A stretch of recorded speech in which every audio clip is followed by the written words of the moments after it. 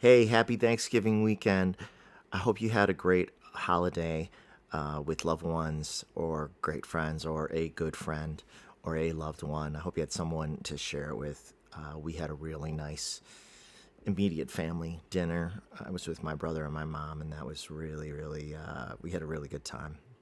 So, and so did my neighborhood squirrels. If you got to see either of my last two videos, uh, the squirrels were I put out a smorgasbord for Thanksgiving, and they were happy to receive it.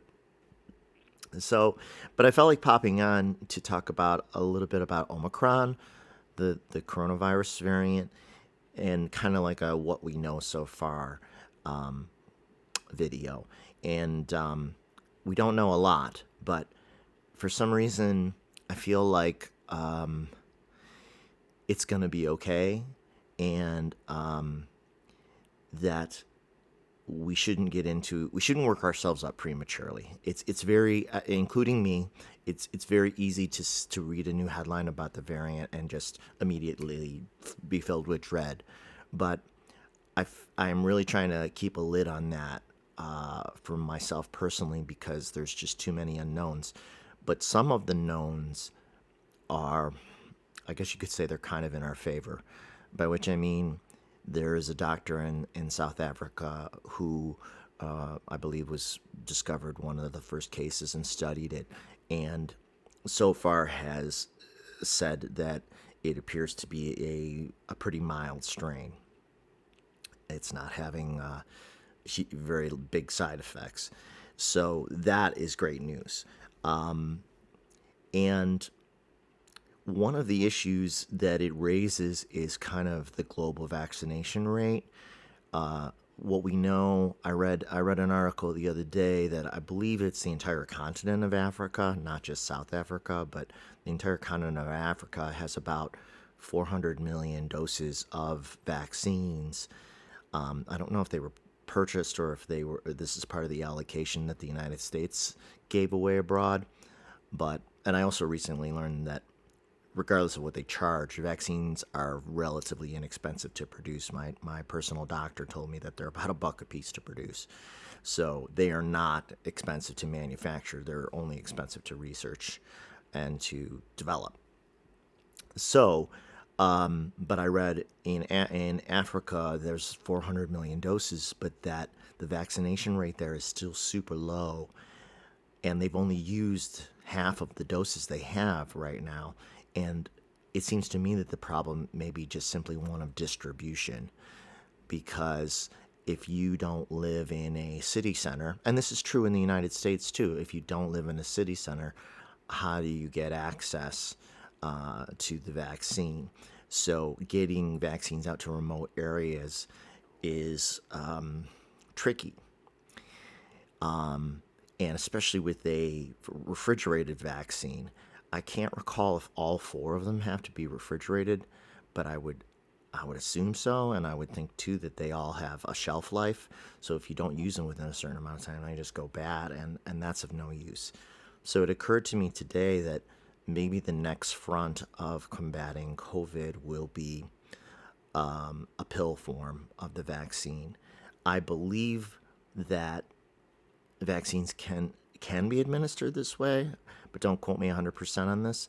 I know that having read about Merck has a pill for COVID that you take once you have it, and what it does is it lessens the symptoms. It actually it goes into the it prevents the virus from replicating once you begin taking the pill. It does something with the RNA, and so you don't get sicker than when you started, and then it basically starves it off by preventing it from replicating in your body. So there are reasons, again, reasons to be optimistic about how we're going to treat COVID, but the statistics still all say that your best bet is to be vaccinated, and because it seems to me, logically speaking, that Omicron is a variant of the original, and so the vaccines are all targeting the original, and I think Delta too. So I would think just logically that anything, any variant of the original, if you're vaccinated for the original, it's going to have some benefit to you. It's going to be of some help. So vaccination is still the best way to protect yourself as much as possible, and of course masking. And I've read in the New York Times that vaccination, what was the statistic? You are 5 times more likely to be hospitalized if you're not vaccinated, and you're 12 times more likely to die from COVID if you're not vaccinated. And another one of the big,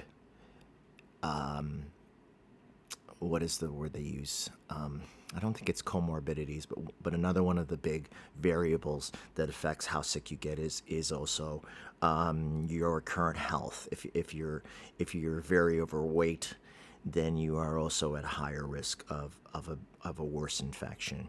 So that again is a great reason to try to get some exercise into your routine, whatever you're capable of doing. I'm a diehard. I really like to swim at the university pool at least once a week, and ride my indoor exercise bike at least once a week. I try to get 2 or 3 workouts in every week, and you do what you can do, because what you're doing is you're strengthening your heart muscle, among other things.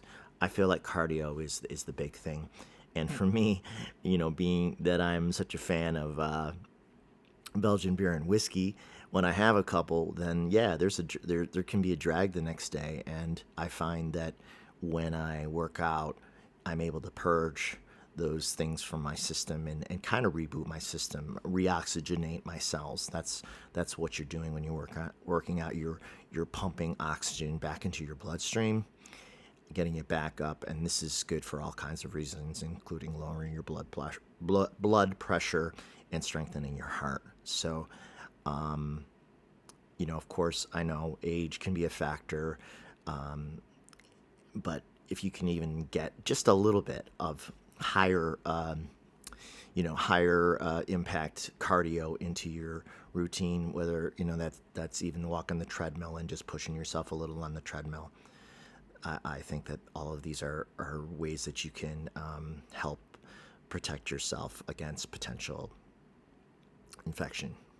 So, I've also been observing that I look at the New York Times. I think I've mentioned this before. They have a COVID tracker on the New York Times website, and you can. I don't know if you have to be a subscriber to view it. I don't think you do, but it's updated every single day, and I do. I check it nearly religiously because I like to try to get insight into the trends. And what I have noticed is that, and it's very obvious if you pay attention, that as the Northeast where I live has gotten colder and people have migrated indoors, and the Southeast has gotten warmer, and the West Coast is fairly temperate. Now the rates of COVID infections have completely shifted. Like this summer, the South was in bad shape. I mean, they were getting their case numbers per 100,000 people were really high, and that's how they keep track of it on the New York Times tracker. It's per 100,000 people how many cases, and what they do is they show you can click on any county in the entire country, in the entire United States. Click on the county where you live or counties around it to see what the current rate is.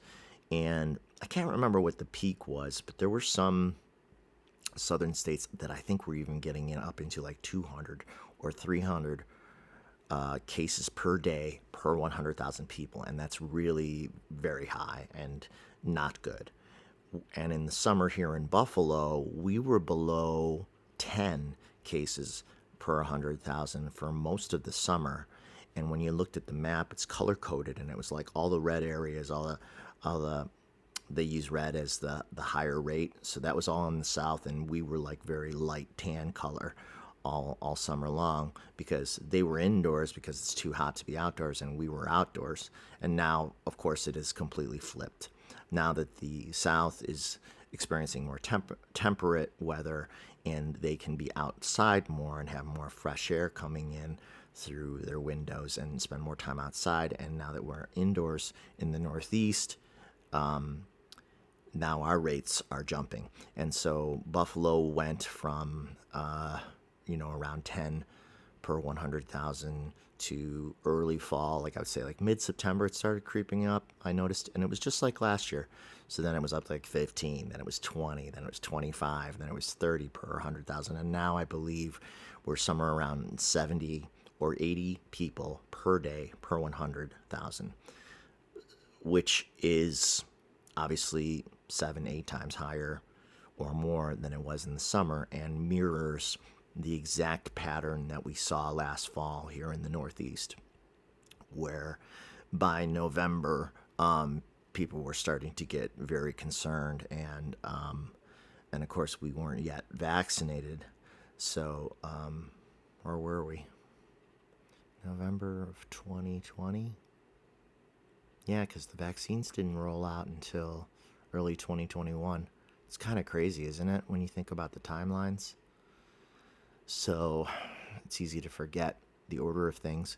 But the point I'm trying to make is that this spike this fall is very similar to last fall, in that now Delta is kicking in here, and the hospitals do have more cases than they had all summer, and there's starting to be some strain.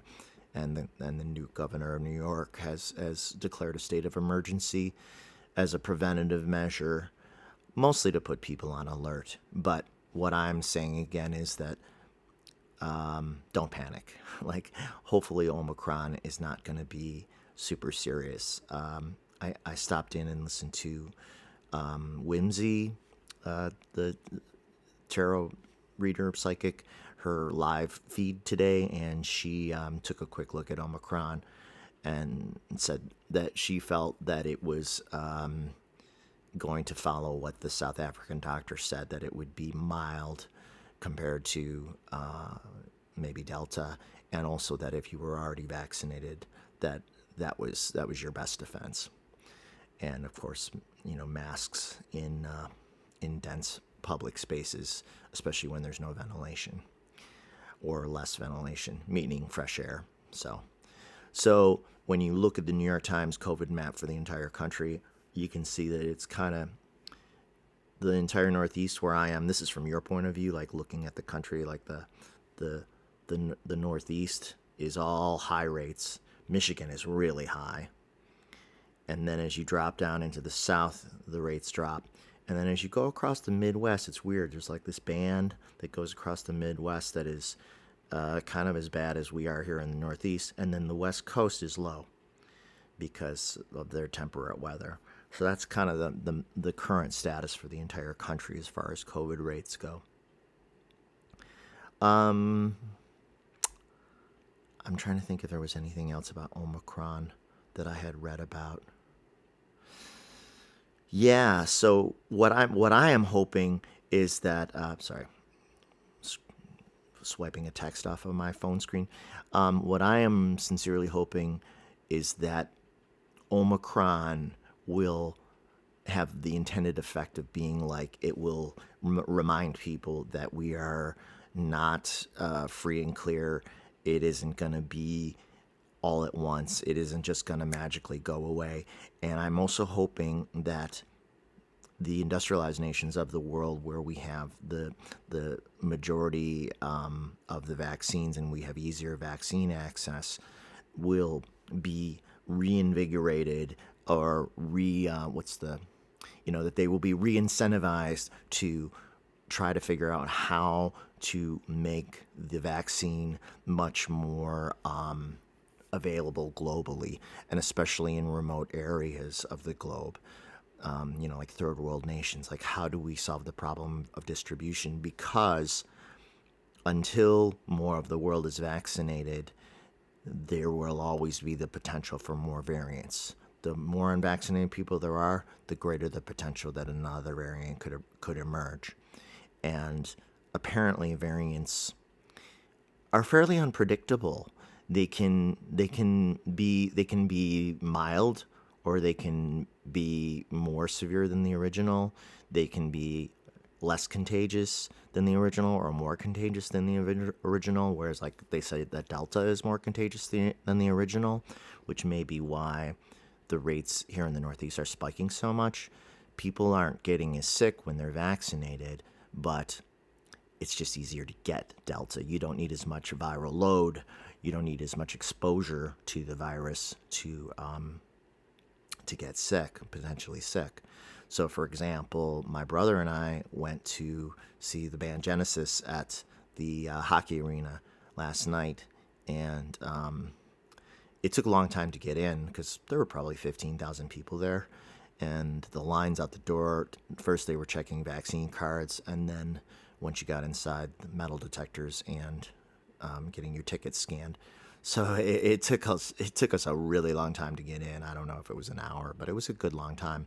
Unfortunately, it wasn't super cold. It was just about freezing temperature and no wind. But we observed inside that mask usage was pretty low, and we didn't budge on our masks. When I see the rates going up on that New York Times tracker, and I see our areas getting higher, there's no way I'm gonna be in a space with that many people, even a large space like that, with a lot of circulation, without a mask. It's just not gonna happen. So you got to weigh your risk, at all times, and unfortunately, that's still where we're at. So, yeah, I'm hoping that Omicron, instead of being dangerous, is just a reminder to the industrialized world to let's really see how we can help the less industrialized world with distribution to remote areas. And I don't know if that means drone deliveries, or if that means, like I said, whether it's possible to turn the vaccine into a pill.